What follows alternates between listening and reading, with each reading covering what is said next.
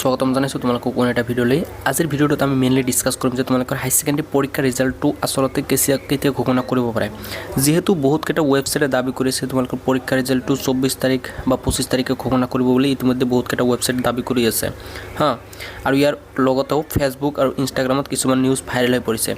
এতিয়া আমি চাম যে তোমালোকৰ সঁচাকৈ পৰীক্ষাৰ ৰিজাল্টটো অহাকালি 24 তাৰিখে ঘোষণা কৰিব নেকি।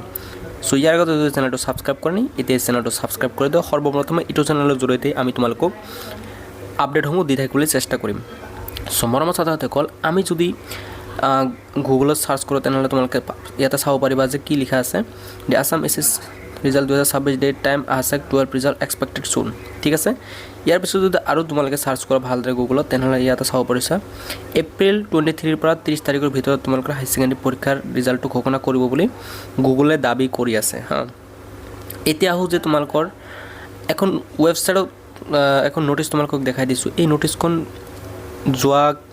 যোৱা পৰহিৰ দিনা ভাইৰেল হৈ পৰিছে আৰু ইয়াতে দাবী কৰা হৈছে যে হাই ছেকেণ্ডেৰী পৰীক্ষাৰ ৰিজাল্টটো কেতিয়া ঘোষণা কৰা হ'ব। ঠিক আছে, সো তোমালোকে চাব পাৰিছে ইয়াতে দিয়া আছে যে this is to inform all concerned students and school holders in the HS final year results 2026 will be announced on 24 April 2026।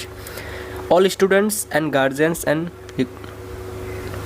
কি লিখিছে এইটো are requested to rely only on updates published through our official website and verification communication channels. Kindly refrain from believing or spreading unverified information. ঠিক আছে, so ইয়াতে mainly এইটোৱে দাবী কৰিছে যে তোমালোকৰ পৰীক্ষাৰ হাই ছেকেণ্ডেৰী পৰীক্ষাৰ ৰিজাল্টটো কেতিয়া ঘোষণা কৰিব চাব পাৰিছা 24 এপ্ৰিল তাৰিখে তোমালোকৰ পৰীক্ষাৰ ৰিজাল্টটো ঘোষণা কৰিব বুলি ইয়াতে কোৱা হৈ আছে।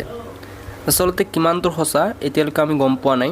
আৰু যদি আমি তোমালোকৰ ahsecৰ যিটো ৱেবছাইট আছে যিটো ৱেবছাইট তোমালোকৰ ahsecৰ আছে এই ৱেবছাইটত যদি আমি যাওঁ তেনেহ'লে তোমালোকৰ এই ৱেবছাইটতো তোমালোকৰ ৰিজাল্টৰ বিষয়ে এতিয়ালৈকে কোনো ধৰণৰ ঘোষণা আগবঢ়োৱা নাই। সো এইটো ফেকে হ'ব লাগে। তোমালোকৰ এইটো যিটো ওলাইছে এই নটিচখন যিটো ওলাইছে তোমালোকৰ ৰিজাল্টৰ ওপৰত এইটো ফেক হ'ব লাগে। তোমালোকে এই নটিচখন বিলিভ নকৰিবা।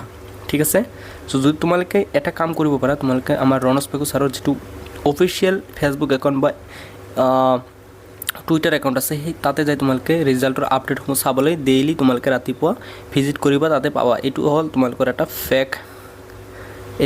ফেক তোমালোকৰ নটিচ হয়। ঠিক আছে, ইয়াতে চাব পাৰিছা দেখিলে গম পোৱা যে এইটো ফেক।